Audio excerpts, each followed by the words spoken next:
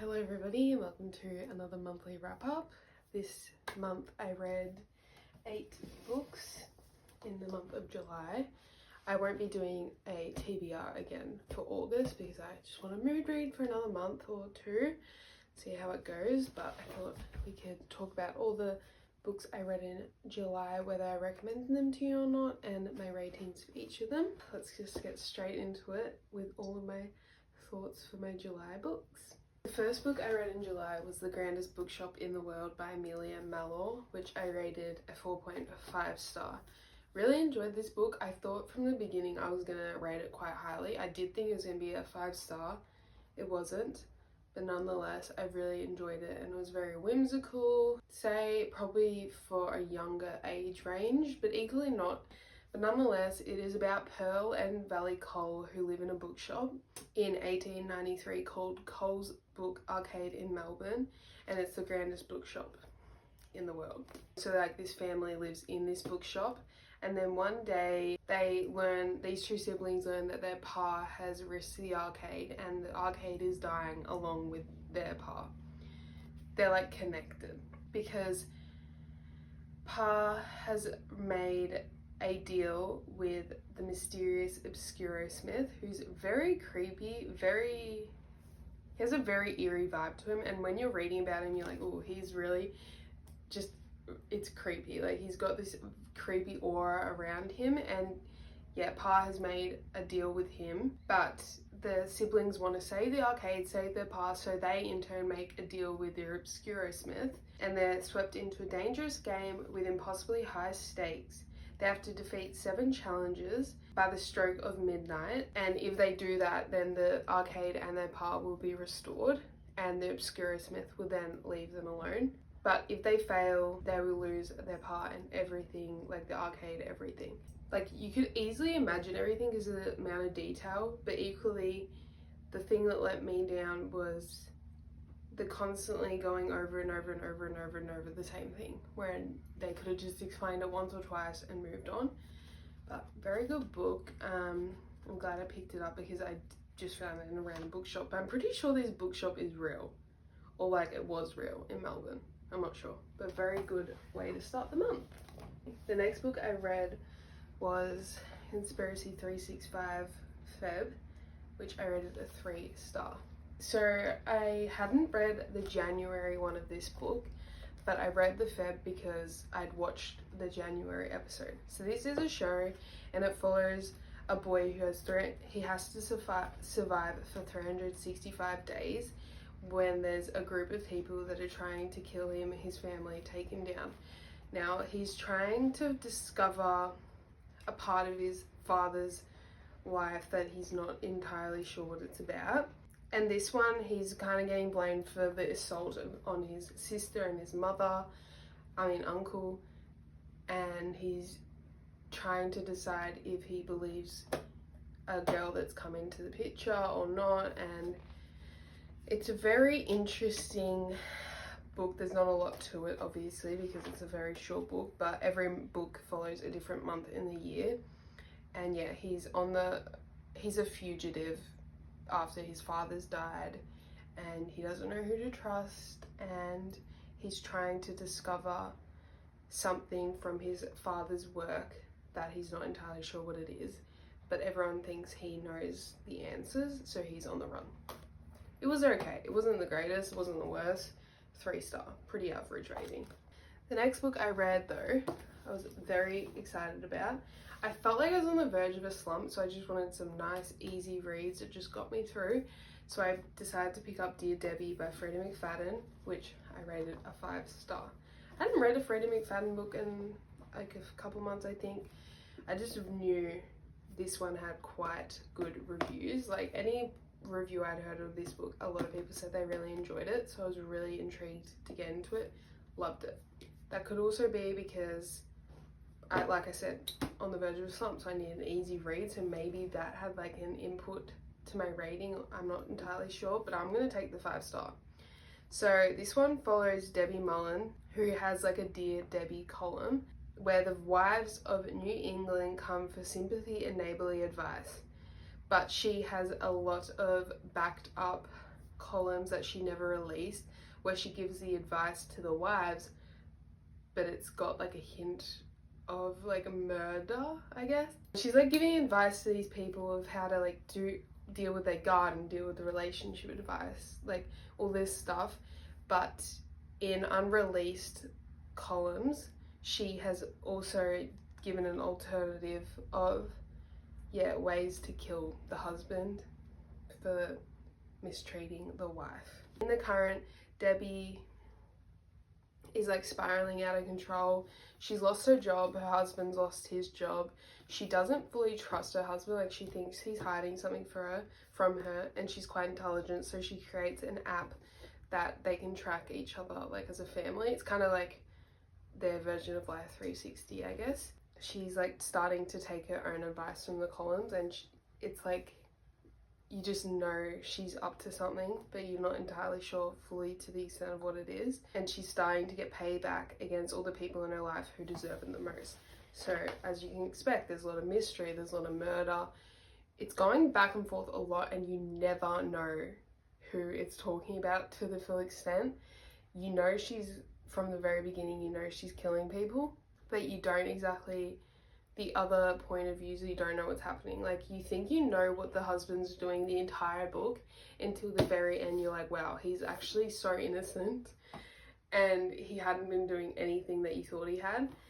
Very good. I think that's why I really enjoyed this one, because I wasn't expecting anything. I didn't guess the plot twist, nothing. I didn't guess anything about it, and that's usually I do guess the Freida McFadden book, so I was surprised I didn't. But very, very, very good. I really enjoyed it, and I would definitely recommend Dear Debbie by Freida McFadden. The next book I read was a bit rogue for me, but I found this non-fiction book, and I was really intrigued by it because it had quite good reviews. But that is The Courage to Be Disliked. I'm going to butcher their name so bad, so I'm not going to try. But I rated this not as high as I thought I would, but a 3.25. I highlighted a lot. Don't get me wrong, I agreed with a lot of the things this author was saying and talking about, but equally some of it I just couldn't get past. For example, it's pretty basic. It's about the courage to be disliked. You're about living your life for you and not out of the fear of what others are going to think of you, basically.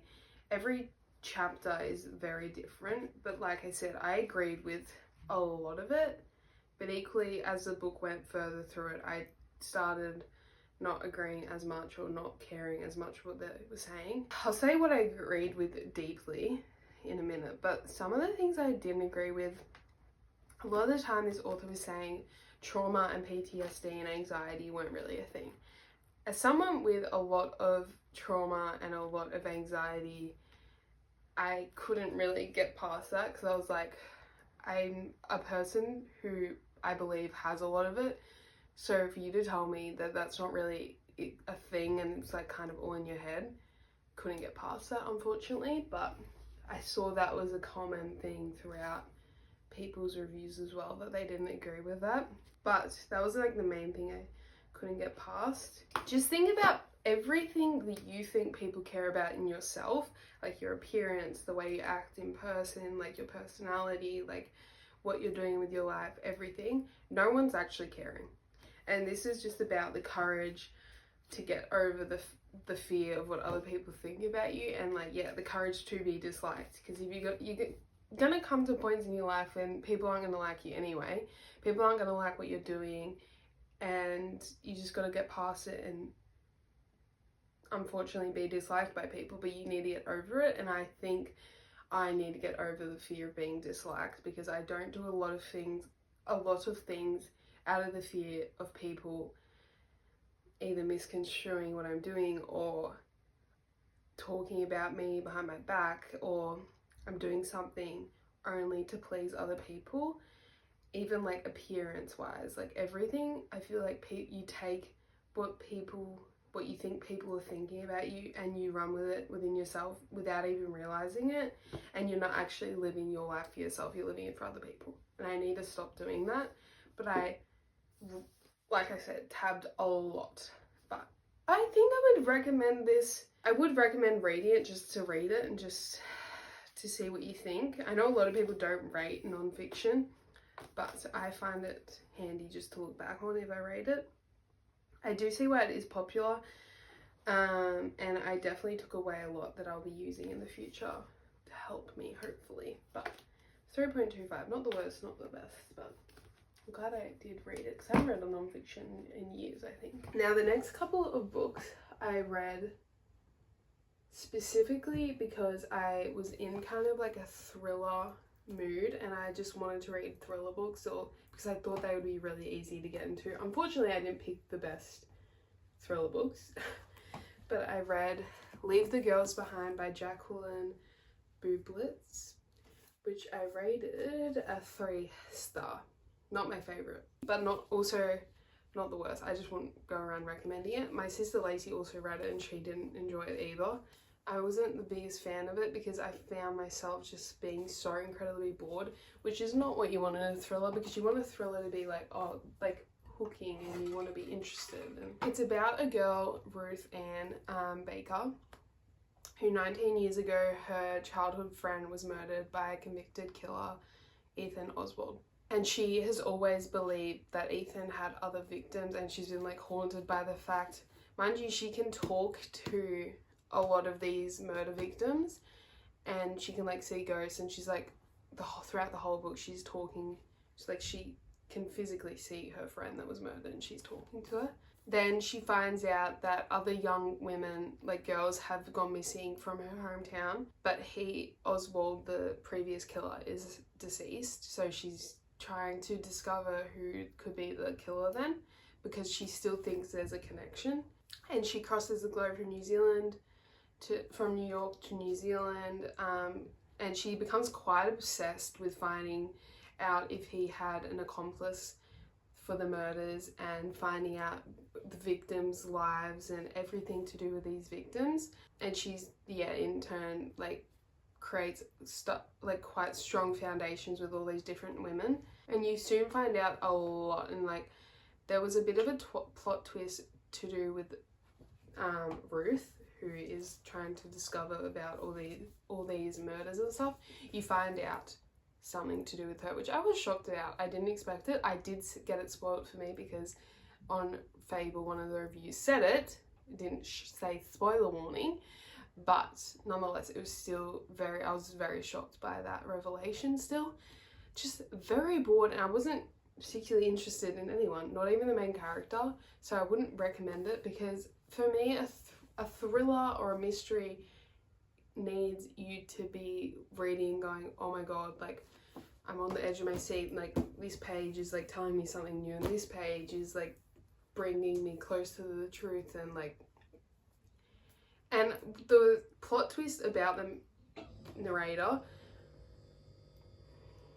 didn't care really, because it happened too abruptly, it happened too quickly, and yeah, I didn't expect it though, I'm not gonna lie, I did not expect it, but I wouldn't recommend Leave the Girls Behind, unfortunately. And the next book I read was also a thriller, which also I wasn't entirely sure how well it would go, because my sister had also read this one and she didn't enjoy it, but I wanted to give it a go mainly because of the author. But I read They Never Learn by Lane Fargo, which I rated a 3.25 star.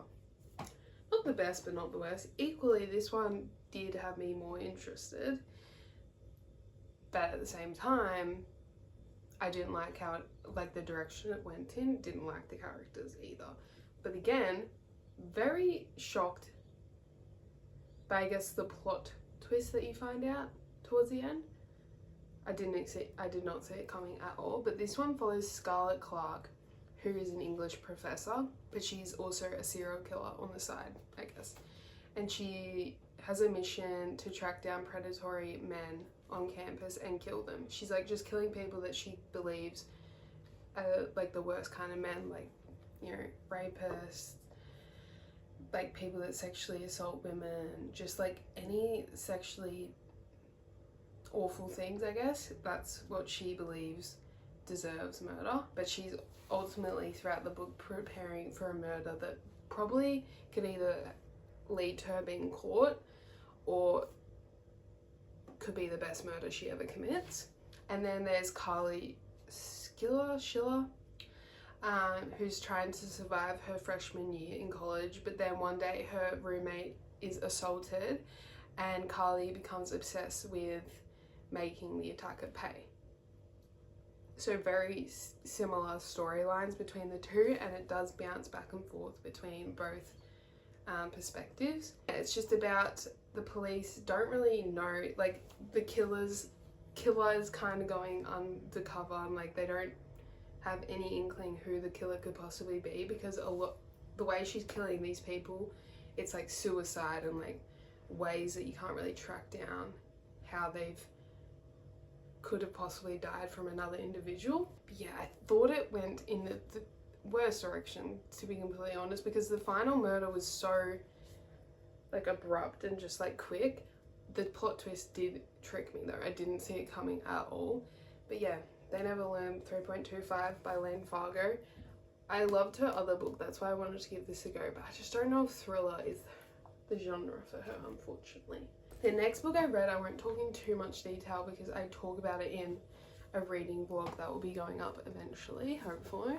But I read The Sirens by Amelia Hart, which I picked for July book club read. I mainly picked this book because I picked it up from a bookshop in June or early July, and it would have been in June, and Bodhi really wanted to read it, so I mainly picked it for him because we thought it would be about sirens, believe it or not. Yeah, I rated this a 3.25, very disappointing. I rated this the highest in the book club.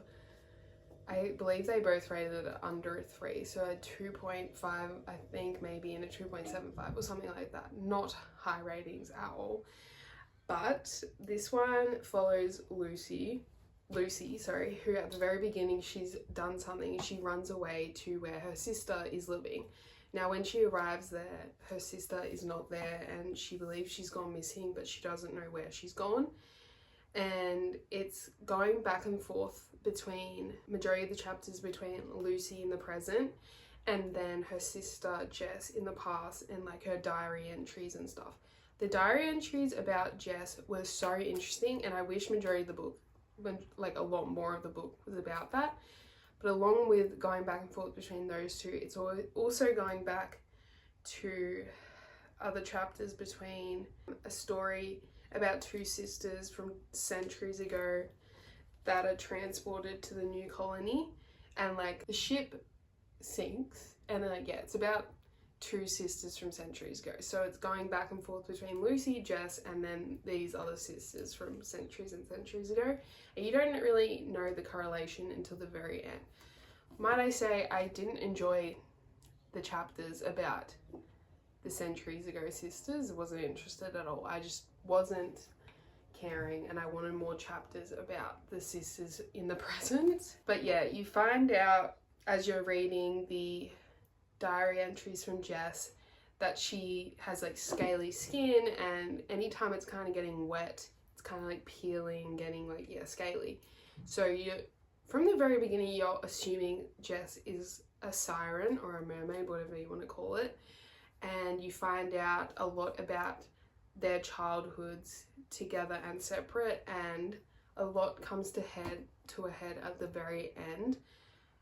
But if you're going to call a book The Sirens, I want to know what sirens look like. I want to know about them in detail. Wasn't interested. The only really big siren thing you know is men in this town are going missing because they're hearing women's voices. So obviously sirens have the very alluring sing-song voice, and they're very beautiful to listen to, and they entrance the men, so that's why they get taken. That's very clear, but you don't know in any really detail other than that about them, which I found was a missed opportunity. I just wanted to know what they looked like, and I wanted more detail, but wouldn't really recommend this book either, unfortunately. I'm sure there's way better siren books out there, and if you have any recommendations for them, I would love to read about a really good detailed siren book. The final book I read in July was the third book in the Hunger series, and that is Lies by Michael Grant, which I've broken the streak. I rated it a 4.5.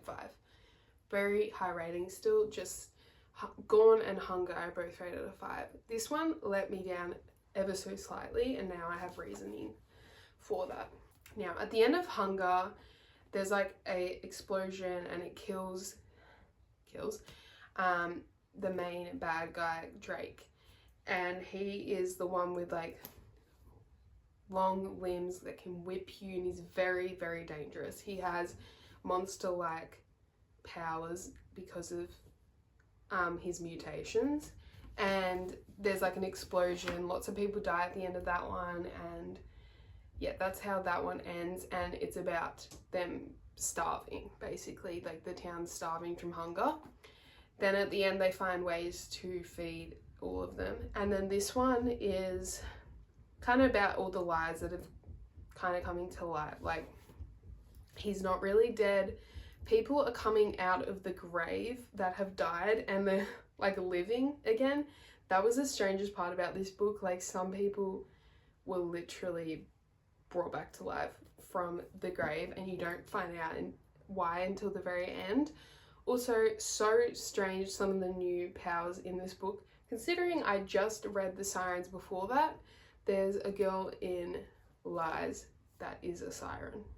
So weird to read about it straight after that, because I'd never read a book about sirens and then 2 in a row. But the main guy, Sam, is gone like AWOL, and he doesn't want to be in power anymore, and he's feeling a lot of pressure. So other people are having to step up, like his girlfriend Astrid, who was really annoying this book, I'm not gonna lie. She was just very entitled. Also, there's a girl going around telling you that once you turn 15, you need to go and see your parents, because in the previous books, when you turn 15, the kids had figured out how to stay in this place, because if you don't, then you vanish and they don't know where you're going. But there's a girl who can actually speak to the parents. No one believes her, but I'm pretty positive that it's actually true that she can actually talk to the parents. And so many of the people that when they're turning 15 are wanting to go and see their parents, obviously. One thing I wasn't expecting about this book is you find out very quickly that there's actually people waiting outside of the wall, like the parents and stuff. Now, in the first book, there's 2 twin girls that vanish on their 15th birthday, and no one knows what happened to them. But you actually find out in this book that they actually got out of the wall once they turned 15 and they went to their parents and everything. So, like, they're thinking if you vanish, you like are dying, I guess. So they're not wanting to vanish. They figured out how to stay alive in this phase.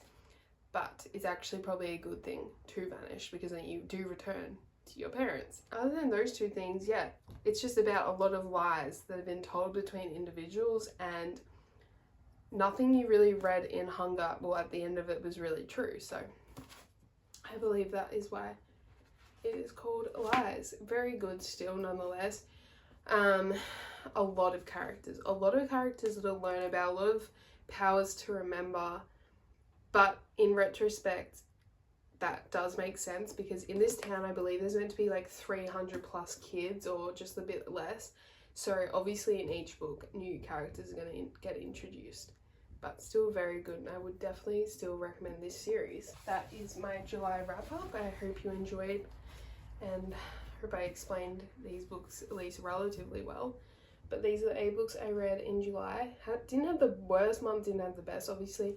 I'm still like on the hunt for some more 5-star books, because I'm not having very good track record this year with 5-star books, unfortunately. But nonetheless, these are all the books I read in July, and I'm definitely going to put out more reading videos in the month of August, and maybe in September we can pick TBR books. I'm not entirely sure, because I'm enjoying just reading whatever I'm like feeling in the mood for, because I don't want to slump, and I can feel it still.